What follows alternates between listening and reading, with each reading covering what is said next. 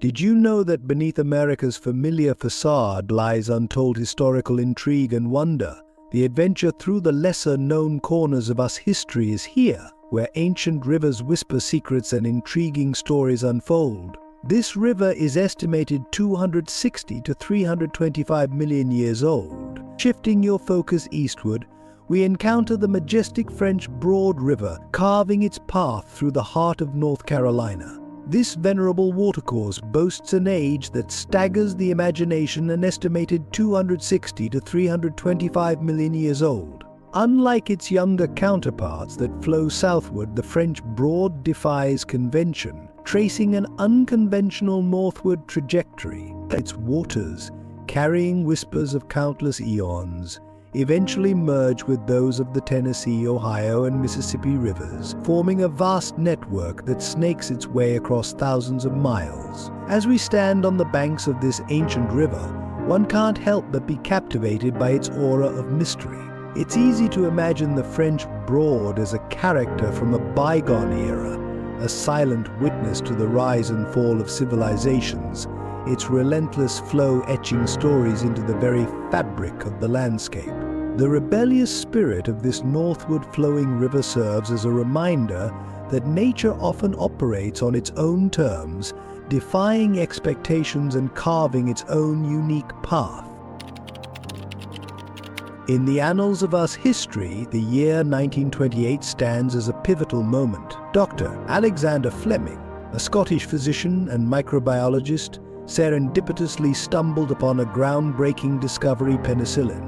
This miraculous mold, Penicillium notatum, held the potential to revolutionize the fight against infectious diseases, shaping the course of historical facts to come. However, this discovery presented a significant hurdle: mass production. Over the next decade, a team of dedicated scientists, including Howard Florey and Norman Heatley stationed in Oxford, tirelessly experimented with various techniques to cultivate and harvest the mold in sufficient quantities. Their unwavering dedication to advancing medical science seemed destined for success, until a fortuitous discovery in 1941 intervened. In an Illinois research facility, a lab assistant named Mary Hunt, with a keen eye for detail, identified a new mold variant, Penicillium chrysogenum. This seemingly insignificant discovery proved to be a game-changer in the annals of us history. Penicillium chrysogenum possessed the remarkable ability to produce significantly higher quantities of penicillin compared to Fleming's original strain. Through further refinement, researchers were able to amplify penicillin production to unprecedented levels, a feat that reverberated throughout history. This breakthrough wasn't just a footnote in the annals of us history, it was a cornerstone moment that reshaped the trajectory of medicine and warfare alike.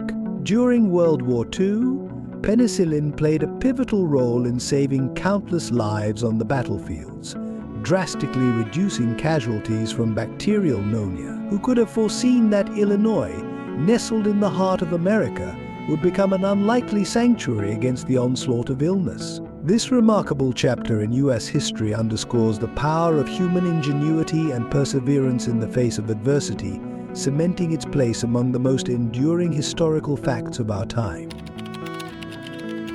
Travel westward across the vast expanse of the territories, and you'll find yourself in the quaintly named Singapore, Michigan. Today, this town exudes a sense of tranquility. However, its past whispers a tale of bustling industry and unforeseen calamity. In its prime, Singapore served as a thriving hub for lumber production, boasting an impressive output that could fuel the construction of entire buildings. For nearly half a century, the town buzzed with activity, its sawmills churning out a staggering 300,000 board feet of lumber every month. This industry fueled the town's prosperity, transforming it into a haven of opportunity.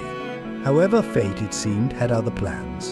In 1871, the Great Fire of Chicago roared through the windy city, leaving a trail of devastation in its wake. In the aftermath of this tragedy, Singapore's lumber yards emerged as unlikely heroes. Their vast reserves of timber played a pivotal role in aiding Chicago's reconstruction. Unfortunately, this noble act came at a heavy cost. the insatiable demand for lumber resulted in the ruthless depletion of the region's once abundant forests. By the turn of the century, Singapore's resources were stretched thin, forcing the town to grapple with the harsh reality of an unsustainable livelihood. The once booming lumber industry dwindled, leaving behind a ghost town struggling to reclaim its former glory. Michigan, it appears, bears the scars of not just one, but two misfortunes, a testament to the delicate balance between human ambition and environmental responsibility. On June 20th, 1782, the bald eagle was chosen by Congress to be the symbol of the United States, narrowly edging out a rather amusing illustration of dogs playing poker. Soon after, the predatory bird's likeness was spread throughout. The fledgling country's branding, printed on documents, carved into buildings, and stamped on currency. But the eagle featured on US currency wasn't some idealized image plucked from a naturalist's sketchbook. It was actually created in the likeness of Pete, the mint eagle, a bald eagle that took residence in America's mint in the 1830s. Historians debate whether Pete became the mascot by living near the first mint, which ran until 1833, or the larger second mint established years later. Regardless, Pete seemed comfortable with his surroundings. The mint workers allowed him to roam freely around the coining presses, a situation as endearing as it was potentially hazardous. Fast forward to the Cold War tensions of 1958. Air Force Colonel Howard Richardson was participating in a routine flight training mission off the coast of Savannah, Georgia, when disaster loomed. In a split-second decision to avert a head-on collision with another aircraft, Richardson jettisoned a 7,000-pound nuclear bomb from his B-47 bomber. The planes collided, causing extensive damage, but miraculously the crews escaped unharmed. However, the whereabouts of the nuclear bomb remained a mystery. Despite extensive search efforts lasting 2 months, the US Navy called off the operation, fearing that attempting recovery posed a greater risk than leaving the weapon undisturbed on the seabed. Years passed, and whispers of the lost bomb persisted. In 2001, a report on the incident suggested that a recovery attempt could potentially trigger the device. Then, in 2004, a retired Air Force pilot claimed to have detected unusual radiation levels in the area where the bomb was believed to be. Government officials, however, downplayed these concerns, attributing the readings to naturally occurring radioactive minerals. The fate of the Savannah Bomb remains shrouded in secrecy, a chilling reminder of the precarious balance we tread during times of heightened military tension. The mid-1800s saw a rather unusual proposition emerge from Senator Jefferson Davis, a man who would later become the President of the Confederacy. Davis, convinced that camels could revolutionize transportation in the arid regions of the Southwest, championed their use as beasts of burden. While the image of camels traversing the American deserts might seem comical today, Davis's reasoning wasn't entirely without merit. Despite initial skepticism from his colleagues, Davis's persistence paid off when he secured a $30,000 budget allotment for camels, cleverly disguised as funding for a bridge repair project in Illinois. In 1856, Texas became the unlikely home to a herd of 75 camels.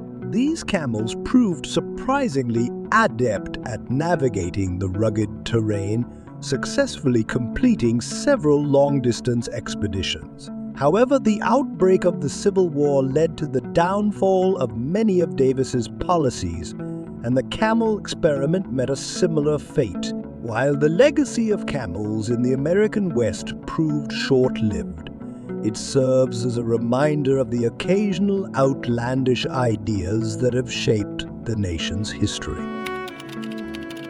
When you think of hot springs, South Dakota, visions of steaming thermal pools likely come to mind. But beneath the bubbling surface lies another, far older story, one involving prehistoric giants.